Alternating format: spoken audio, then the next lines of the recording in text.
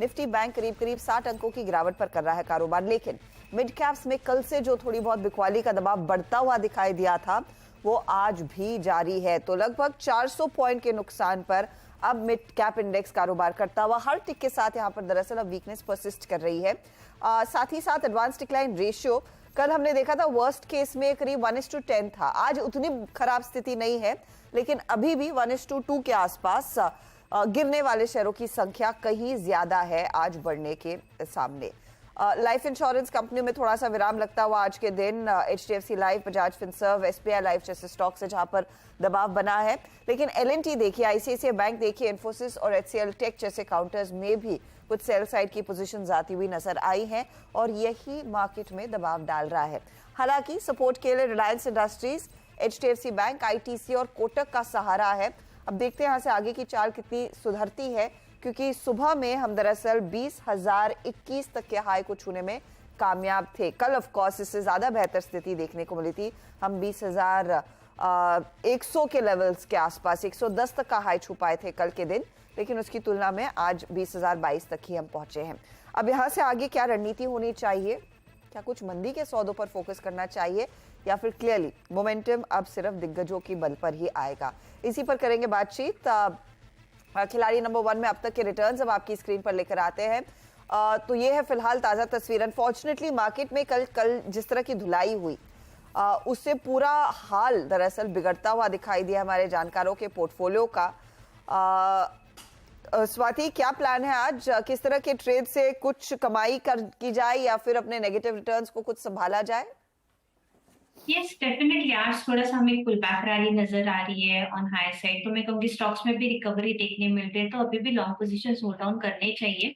But जो भी long positions ले रहे हैं उसके साथ स्ट्रिक्टली स्टॉप लॉस रखना चाहिए। निफ्टी में हम देख रहे हैं कि 19,900 के ऊपर अच्छा खासा वेल सस्टेन हो रहा है ऑन इंट्राडे बेसिस। अगर ये 20,000 साइकोलॉजिकल मार्क वापस ब्रेक कर देगी तो हमें सॉफ्टली मोमेंटम और अपसाइड देखने मिल सकते हैं। तो मेरे टारगेट अभी भी इंटैक्ट है 20,200 एंड उसके ऊपर 400 के लेवल्स। नीचे में 19,770 ऑलमोस्ट 800 के लेवल से काफी अच्छे सपोर्ट्स है, तो वो एक सपोर्ट रख के आप अपने लॉन्ग पोजीशन अभी भी होल्ड कर सकते हो। अमित, आपका क्या इरादा है आज के लिए? जी good morning Harshita ma'am. Ma'am मेरे हिसाब से फोकस यहाँ पे हमें लार्ज कैप्स में रखना चाहिए जहाँ पे स्टेबिलिटी है, वहाँ पे अभी भी काफी अच्छे स्ट्रक्चर्स हमें मिल रहे हैं और कमाई करने की पॉसिबिलिटी है। As far as Nifty is concern, मुझे लगता है कि इतने दिनों के रनअप के बाद एक कंसोलिडेशन हो रहा है। 19,981 स्पॉट में प्राइस है। जब तक 19,800 पोजिशनली इंटैक्ट है, मुझे लगता है एक leg on the upside towards 20,200 is still pending. Similarly bank Nifty जो 45,450 के लगभग अभी स्पॉट में ट्रेड कर रहा है, जब तक 45,100 इंटैक्ट है, यहाँ पे भी मुझे लगता है बाय ऑन डिप का स्ट्रक्चर है और एक leg on the upside towards 46,100 pending. Small caps mid caps avoid करूंगा और लार्ज कैप्स पे फोकस करूंगा। रूपक, आपका क्या प्लान रहेगा? जी मेरा भी प्लान ऑलमोस्ट सिमिलर रहेगा। मेरा भी लार्ज कैप में फोकस रहेगा, क्योंकि निफ्टी और बैंक निफ्टी में थोड़ा बहुत कंसोलिडेशन चलेगा, लेकिन निफ्टी के बाहर जो है सेलिंग प्रेशर रहेगा। और निफ्टी का जब 19,900 जब तक होल्ड है तब तक तो प्रॉब्लम नहीं है, लेकिन स्ट्रॉन्ग बाइंग आएगा 20,100 के ऊपर। फोकस रहेगा mainly large and mid cap में, बट सॉरी लार्ज कैप में, बट एक रिस्क लेना चाहूंगा आज का दिन मिड कैप में।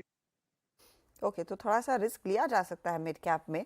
अब एक एक करके सबका पोर्टफोलियो आपकी स्क्रीन पर लेकर आते हैं। किस तरह के ट्रेड्स इन्होंने रखे हैं और क्या बदलेगा?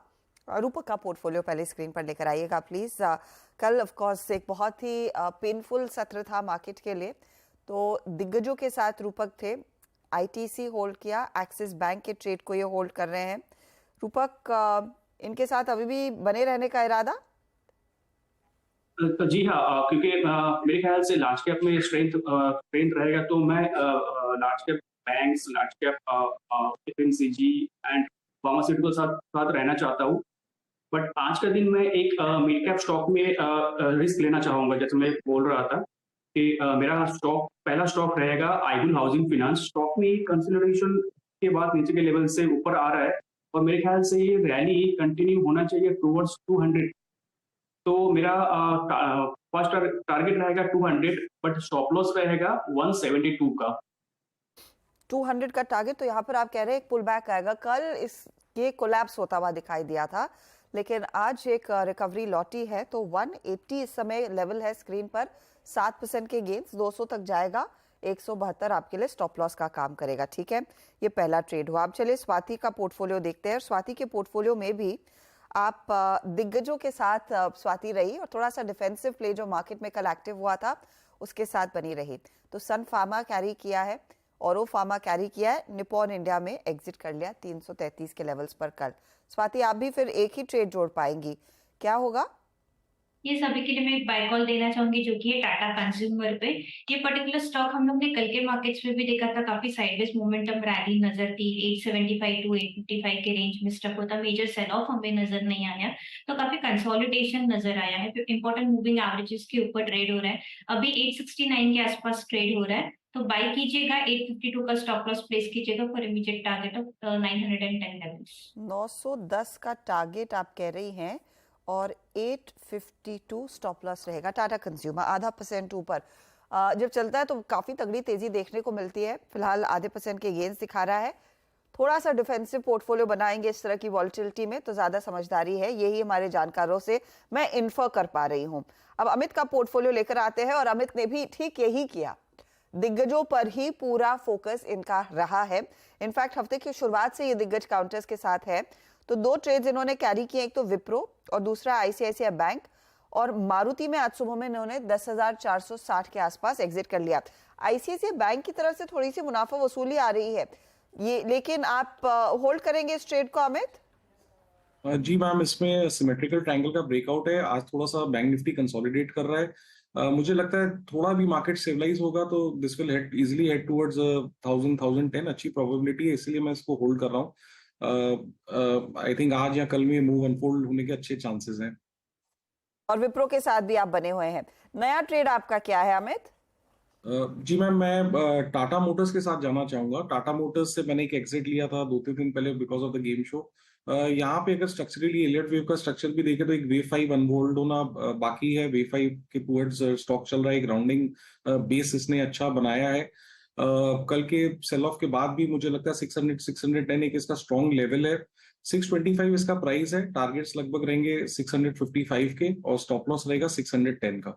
610 का स्टॉप लॉस, 655 का टारगेट। देखिए अब हमारे जानकारों का पोर्टफोलियो, बारिंग रूपक जिन्होंने एक मिड कैप ट्रेड दरअसल किया है इंट्रोड्यूस, बाकी सब दिग्गज काउंटर्स पर ही फोकस है और शायद मार्केट का रवैया भी यही है कि दिग्गजों पर इनका फोकस रहेगा। लेकिन साथ ही बाजार इस बात पर भी फोकस करेगा कि यहाँ पर आईपीओ मार्केट में अब क्या एक्शन मिलने वाला है। ध्यान रहे आज से केबल वायर और एफएमईजी यानी कि fast moving electronic goods segment की कंपनी आरआर काबेल का आईपीओ खुल गया है। इशू प्राइस में आपको बता दूं 983 से 1035 के बीच है। आईपीओ के जरिए करीब 1964 करोड़ रुपए कंपनी जुटाएगी। इसमें से कुछ ऑफ कोर्स अपने एग्जिस्टिंग निवेशकों को एग्जिट भी दिया जा रहा है, लेकिन प्लान क्या है, क्योंकि काफी समय से दरअसल सीएनबीसी आवाज और आरआर काबेल का रिश्ता रहा है। ये हमारे टाइटल स्पॉन्सर्स रहे हैं रियल एस्टेट अवार्ड्स के लिए। तो इनकी इस जर्नी में अब यहाँ से आगे क्या तरक्की करेंगे उसमें हमारा भी थोड़ा सा वेस्टेड इंटरेस्ट है। हमारे साथ कंपनी के प्रोमोटर एमडी श्री गोपाल काबरा है और कंपनी के सीएफओ राजेश जैन। स्वागत है, बहुत बहुत शुक्रिया हमारे लिए समय निकालने के लिए। और काबरा साहब कंग्रेचुलेशंस, क्योंकि आपसे जब भी हमने रियल एस्टेट अवार्ड्स के संदर्भ में बात की है हमें पता था आपका कभी ना कभी इशू आएगा। बीच में कोशिश की तब मार्केट सेंटिमेंट नहीं था ठीक, लेकिन अब आप ये इशू लेकर आ रहे हैं। ये जो 1964 करोड़ रेस कर रहे हैं, इसमें से कितना फ्रेश इशू है, कितना ओएफएस है? इसमें फ्रेश इशू जो है वो 180 करोड़ का है, बाकी ओएफएस है। और टीपीजी एग्जिट कर रहा है। मेजरली टीपीजी एग्जिट कर रहा है। क्या टीपीजी पूरी तरह से एग्जिट करेगा? कितना हिस्सा रखेंगे? टीपीजी 11% अभी करेगा और 4.4% उन्होंने प्री आईपीओ किया था टोटल, तो 5.5 से 6% वो रखेंगे। उनकी तरफ से कोई इंडिकेशन कि आगे चलकर क्या वो हिस्सा बेचना चाहेंगे? क्योंकि आजकल ज्यादातर पी निवेशक जहां पर उन्होंने मोटा पैसा कमाया है वो प्रॉफिट बुक भी कर रहे हैं। नहीं, वैसे टेक्निकली 6 महीने का तो लोकी नहीं है। हाँ जी। बाकी उनकी बात हम कैसे बता सकते हैं। दूसरा बता दो, हमने बताया कि हमने आईपीओ का पहले कोशिश की, हमने आईपीओ कोशिश नहीं किया, पहले ही आईपीओ कोशिश है। पहले बातचीत खूब होती थी। कभी नहीं। और सीएनबीसी का हमने स्पॉन्सरशिप आईपीओ के लिए नहीं किया था। नहीं, of course not sir. CNBC के साथ आपने टाई अप किया क्योंकि आपको रियल एस्टेट एस्टेट स्पेस में पोटेंशियल दिखा और वहीं पर आपकी कंपनी ने काफी ज्यादा ग्रोथ भी दिखाई है। अब ये 180 करोड़ जो रेस किया जाएगा, अच्छा एक चीज में प्रोमोटर्स कुछ स्टेक ऑफलोड कर रहे हैं क्या इसमें? थोड़ा सा कितना होगा? जो हमारी प्रोमोटर ग्रुप कंपनी है और 2.25% फैमिली कर रहा है। ओके, उससे ज्यादा करने का कोई इरादा नहीं। Fair enough. ये 183 करोड़ के लिए फिर क्या प्लान है जो फ्रेश इशू आप रेस कर रहे हैं? जो ये 180 करोड़ का जो फ्रेश इशू है, इसमें से 136 करोड़ है वो हमारा डेट पेमेंट में काम लिया जाएगा और बाकी जनरल कॉर्पोरेट पर्पज के लिए। ओके, और इस समय करंटली बुक्स पर कितना डेट है? करीब एजॉन अभी अगस्त का बात करें तो 700 करोड़ का डेट है और इसमें से मेजर हमारा वर्किंग कैपिटल है, जो कि जिस तरह से बिजनेस ग्रो होता है तो वो कम ज़्यादा हो रहा है, बट इसमें से 136 करोड़ हम रीपे करेंगे। आप रीपे करेंगे, ठीक है। काबरा साहब, इस समय मार्केट में हमने देखा है काफी ज्यादा हलचल है एफएमईजी प्रोडक्ट्स में स्पेशली, तो आप रफली किस तरह की ग्रोथ इस सेक्टर में देख रहे हैं? आपकी वायरिंग बिजनेस ऑफ कोर्स एक प्रोमिनेंट ब्रांड है, तो अगर एक ब्रेकअप हमारे दर्शकों के लिए समझा सके, एफएमईजी प्रोडक्ट से कितना आता है, वायरिंग बिजनेस से कितनी कमाई होती है? तो मैं ऐसा बताऊं तो हमारा 88% जो है वो अपना वायरिंग केबल से आता है, 12% के आसपास जो हमारा एफएमईजी से आता है। और एफएमईजी का लगता है तो मेरे को जो लगता है एज ए इंडस्ट्री हो रहा है, मैं बात कर रहा हूँ मैं आपको, कि जिस तरह से जो एलईडी लाइट की एक अपना क्रांति आई, वही क्रांति मेरे को पंखे में दिखती है कि जिस तरह से अपना BLDC फैन है, काफ़ी कंपनी आ गए, हम सभी आ गए, लेकिन इससे बिगनिंग है। लेकिन जैसे ही मार्केट मैच्योर हो जाएगा तो क्योंकि आप देखिए कि बहुत कम लोग को जानकारी होगी कि जो पूरे भारत में इलेक्ट्रिसिटी कंजम्पशन है उसका 7% खाली पंखे में कंजम्पशन होता है, विच इज़ टू हाई।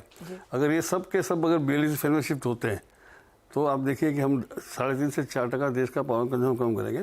और BLDC पंखे की जो कॉस्ट एक्स्ट्रा जो लगती है उसका पेबैक 1 से सवा साल के अंदर मैक्सिमम आपका वो पैसा वापस मिल जाता है। तो वो देखते हुए कि इसमें BLDC फैन में फ्यूचर बहुत बेटर है। और सिंस ये पूरा wire and sector, cable sector, lighting sector जो सारा सब ग्रो हो रहा है, इंडिया में जो डिमांड बढ़ रही है, तो ग्रोथ तो सारे के सारे सेक्टर में। क्या कैपेसिटी इन पर्टिकुलर फैंस की, और इसको क्या बढ़ाने का प्लान है? डिमांड किस तरह से बढ़ रही है इधर? अभी हमारी कैपेसिटी जो खुद की इन हाउस कैपेसिटी 3 लाख पंखे की है, तो उसको फैन की कैपेसिटी बढ़ाने में इतना कोई यानी बड़ा इशू नहीं। Already we can expand very fast. इस बिजनेस में रफली मार्जिन्स क्या है जैन साहब, अगर उसका अंदाजा हमें दे सके? तो जैसे अभी जो हम देखते हैं तो हमारा पिछले साल का जो EBITDA है करीब 6% के करीब है, लेकिन अगर इस इंडस्ट्री को देखें, जिस तरह से श्री गोपाल जी ने बताया कि काफ़ी प्रोमिजिंग सेक्टर है, यहाँ पे इंफ्रा में काफ़ी काम हो रहा है, रेजिडेंशियल में काफ़ी ग्रोथ आ रही है, या फॉसिल फ्यूल से ग्रीन एनर्जी का काम हो रहा है, तो इस तरह जो ये काफ़ी प्रोमिजिंग सेक्टर है और भारत में जिस तरह से डिमांड है तो इसमें प्रॉफिट का, ग्रोथ का काफ़ी स्कोप है इस सेक्टर में। जी रफली क्या, क्योंकि आप कह रहे हैं कि एक अच्छा खासा स्कोप है, जो आप डिमांड देखते हैं स्पेशली रियल एस्टेट मार्केट से, रेसिडेंशियल से कितनी डिमांड आपको लग रहा है आगे आने वाले समय में बढ़ती हुई दिखाई देगी? किस तरह के प्रोजेक्ट्स के साथ आप लोग यहाँ पर टाई अप कर रहे हैं? क्या ग्रोथ अपॉर्चुनिटी है यहाँ? मैं बताऊँ आपको कि ये हम सबको लगता है कि रियल एस्टेट में वायर केवल जाता था, पर एक नई रिसर्च आपको बता दूं मैं कि 40% ही नए प्रोजेक्ट में जाता है, 60% रिनोवेशन में जाता है। रेनोवेशन, हाँ, तो रिनोवेशन इज बिग मार्केट। तो कभी मार्केट में भी लगता है जैसे अभी तो रियल एस्टेट 3 साल से काफ़ी अच्छा लग रहा था, डिमांड बहुत अच्छी होगी। समझो रियल एस्टेट इन केस अगर थोड़ा स्लो भी होता है तो उसमें डिमांड में इतना फर्क नहीं पड़ेगा, क्योंकि रिनोवेशन इज बिगर मार्केट होते जा रहा है। तो हमारा जो टोटल जो जैसे आप देखेंगे जो सेल है, तो we got highest sale into B2C, और 74 to 75% हमारी सेल B2C में। वैसे हमारा एक्सपोर्ट फोकस है, एक्सपोर्ट भी हमारा जो कंपनी का है 25% of wire cable is export, वो भी पूरे डेवलप वर्ल्ड में है। जहाँ भी हमने वहाँ भी अपना खुद का एक ब्रांड क्रिएट किया है। तो कमर्शियल में भी डिमांड है, रेसिडेंशियल में, उससे ज़्यादा नया को जो कई सेक्टर जो खुल गए हैं, जैसे डाटा सेंटर है जो पहले था ही नहीं, 5 साल पहले हम सब डाटा सेंटर में $100 बिलियन का इन्वेस्टमेंट नया आ रहा है। और डाटा सेंटर में केबल की रिक्वायरमेंट काफ़ी ज़्यादा होती है। उस हिसाब से आप देखिए तो अब तक GST होने के बाद में लॉजिस्टिक में जो इन्वेस्टमेंट आ रहा है, तो लॉजिस्टिक पूरा चेंज हो रहा है। और मेरे को ऐसा लगता है कि 5-10 साल बाद वापस देखेंगे तो जैसे भारतमाला, सागरमाला, नई रोड्स, नए कनेक्ट बने, तो फिर एक लॉजिस्टिक में एक और क्रांति आएगी। आज वो कर रहे हैं, आज के हिसाब से फिर एक चेंज होगा, तो लॉजिस्टिक हो गया। जैसे आप देखिए पुराने मॉल जितने हैं छोटे छोटे सब बंद हो रहे हैं, अब नए बड़े मॉल है। कभी 1.2-1.4 मिलियन स्क्वायर फीट से अगर नीचे का मॉल हो तो पब्लिक जाती नहीं है, तो वो पूरे नए टूटेंगे, फिर नया बनेगा। तो ये जो पुराना टूटना, नया रीडेवलपमेंट, रिनोवेशन, ये बिग मार्केट है, ये अपना चलते रहेगा काफी। ये 2020 कोविड वाले साल में के सेकेंड वेव के बाद जो लोगों ने समझ लिया कि घर में अच्छी खासी मरम्मत करानी है और घर को और खूबसूरत बनाना है, वो आपके लिए क्या पीक सेल्स थी रेनोवेशन बिजनेस के लिहाज से? पीक सेल चलेगी, क्योंकि आप देखिए कि अब वो एक कोविड ने जो एडवांटेज जो मिला कोविड से कि लोगों को घर का महत्व समझ में आया। जी हाँ। रिनोवेशन तो टेम्पररी था कि समझो आपको एक लैपटॉप का कनेक्शन घर में 4 दिन चलती हो तो एक छोटे से, पर ओवरऑल जो एक्सप्रेशन जो आप कल का आज भी देखें न्यूज पेपर कि हाईएस्ट डिमांड जो 2 BHK की हो गई। सी पहले डिमांड थी 1 BHK की, from 1 BHK we move to 2 BHK। अगर वही अगर ग्रोथ देखते हैं तो 30 से 35% की तो वही ग्रोथ हो जाती है अगर साइज में देखा जाए तो उस हिसाब से ग्रोथ बहुत जबरदस्त है। वैसे ये पूरा वायरिंग का बिजनेस पहले बहुत अनऑर्गेनाइज्ड होता था और आप जैसे ब्रांड्स आने के बाद यहाँ पर ब्रांडेड प्रोडक्ट्स लोग प्रेफर करते हैं कि आप किसी घर में काम करा रहे तो आप स्पेसिफिकली अपने इलेक्ट्रिशियन को बताएंगे कि मेरे को एक्स ब्रांड का ही प्रोडक्ट चाहिए। तो ब्रांडेड सेगमेंट में आपका इस समय मार्केट शेयर क्या है और उसमें किस तरह की ग्रोथ फिर देखने को मिलेगी? अभी हमारा ब्रांडेड ब्रांड में मार्केट शेयर 7% है और अगर देखें तो ये हमारी 23 साल की जर्नी है जहाँ पे हम 0 से आज देश की नंबर 5 कंज्यूमर इलेक्ट्रिकल कंपनी में है। और इसमें इलेक्ट्रिशियन का जैसा आपने बताया बहुत बड़ा योगदान है because they are the most influencer. जब हम घर बनाते हैं तो सभी चीज़ हम यूज करते हैं पर जब वायर आता है तो ज़्यादातर इलेक्ट्रिशियन हमें रेफर करता है क्योंकि उसकी आइडिया बहुत कम लोगों को होती है। तो इसीलिए हमने इलेक्ट्रिशियन से काफ़ी कनेक्ट किया है एंड बहुत खुशी से हम बता सकते हैं कि आज करीब 2,98,000 रजिस्टर्ड इलेक्ट्रिशियन है जो कि सबसे बड़ा नेटवर्क है हमारा इलेक्ट्रिशियन का। इसी तरह 1,02,000 से ज़्यादा रिटेलर्स हैं हमारे पास। तो यही हमारी विकास का और ग्रोथ का कारण है। That's great to hear. मैं एक आपसे फाइनली एक चीज पूछना चाहूंगी। मैं आपके नंबर्स देख रही थी, रफली 30% की CAGR ग्रोथ आपने हासिल की है अब तक का। ये क्या बरकरार रह पाएगा? क्या आप कॉन्फिडेंट है कि वर्स्ट केस सिनेरियो मार्केट अगर ऐसे का ऐसा ही रहे तो ये 30% ग्रोथ कॉन्फिडेंटली आप अचीव कर पाएंगे? तो जिस तरह से हमारी हिस्ट्री है अभी तक जो हमने किया है और जिस तरह से ये ग्रो कर रहा है तो मार्केट काफ़ी प्रोमिजिंग है, इंडस्ट्री काफ़ी प्रोमिजिंग है और हम लोग काफ़ी अच्छा काम कर रहे हैं इससे। जी हाँ, all the very best and look forward to the issue and congratulations Kabel. Thank you. तो ये है RR काबेल का IPO जो खुल चुका है, आप इसमें पार्टिसिपेट कर सकते हैं। चलिए हम लेंगे इसी मोड पर एक छोटा सा ब्रेक के बाद पूरा ध्यान रहेगा खिलाड़ी नंबर 1 के ट्रेड्स पर भी। अबन और रूपक के पोर्टफोलियो में कुछ बदलाव हो रहा है। ITC पर दरअसल इनकी नजर है और यहाँ पर शायद अपनी पोजीशन काट रहे हैं। रूपक क्या अपडेट दे रहे हैं? मेरा नया कॉल रहेगा स्टॉक में बाइंग आ रहा है, लोग स्टॉक्स में एंटर कर रहे हैं। तो स्टॉक ने प्रीवियस स्विंग हाई के ऊपर ब्रेकआउट दिया, साइड में 950 तक जा सकते हैं, ये शॉर्ट टर्म टारगेट है और स्टॉप लॉस रहेगा 824 का। 950 आप कह रहे हैं टारगेट और 824 स्टॉप लॉस। ITC यहाँ पर आपने कुछ टेक्निकली पढ़ा है इसीलिए एग्जिट करे या फिर ज्यादा बेहतर ग्लेनमार्क परफॉर्म करेगा इसीलिए लिया? हाँ, मुझे लगा कि ग्लेनमार्क और ITC को और परफॉर्म करेगा, बाइंग इसलिए okay, I get that point. तो ग्लेनमार्क ज्यादा बेहतर करेगा परफॉर्म, इसीलिए ITC को दरअसल इन्होंने एग्जिट किया है। ग्लेनमार्क फार्मा जोड़ा 950 के टारगेट के लिए 824 स्टॉप लॉस। चलिए एक एक करके सबका ट्रेड देख लेती हूं मैं। स्वाति ने 2 ट्रेड्स कैरी किए, एक नया जोड़ा। जो नया जोड़ा है Tata consumer 910 target 852 stop loss है। औरो फार्मा फिर टारगेट है 920 का और सन फार्मा कैरी किया है 1210 के टारगेट के लिए। स्टॉप लॉसेस भी आप लगातार नोट करते रहिए। रिटर्न्स देख लेते हैं तो सन 0.33%, 2.5% की कमाई औरों में, 0.14% के रिटर्न टाटा कंज्यूमर में। यह है फिलहाल स्वाति के पोर्टफोलियो का हाल। अमित का पोर्टफोलियो आपकी स्क्रीन पर लेकर आएंगे। ICICI बैंक कैरी किया, विप्रो कैरी किया, टाटा मोटर्स नया जोड़ा। Tata Motors 655 target 610 stop loss है। ICICI बैंक का टारगेट 1040, स्टॉप लॉस 960। विप्रो का टारगेट 455 और स्टॉप लॉस 423 इन्होंने आका है। अब रिटर्न्स आपकी स्क्रीन पर आएंगे।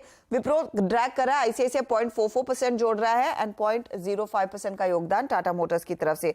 रूपक का पोर्टफोलियो जहां पर अभी ताजा बदलाव हुआ है, नया ट्रेड पहले इन्होंने जोड़ा था Indiabulls housing 200 target 172 stop loss. इसके बाद ITC से एग्जिट किया, ग्लेनमार्क फार्मा लाए 950 का टारगेट और 824 स्टॉप लॉस। एक्सिस बैंक के ट्रेड के साथ बने हुए हैं 1063 का टारगेट यहां और 984 का स्टॉप लॉस। फटाफट से आपको रिटर्न्स हम दिखाते हैं यहां पर क्या बन रहा है। एक्सिस 0.64, आईबुल हाउसिंग 1.5% की कमाई, ग्लेनमार्क 0.35% की कमाई। तो इनके जो नेगेटिव रिटर्न 7% के आसपास थे उनमें कुछ कमी होगी।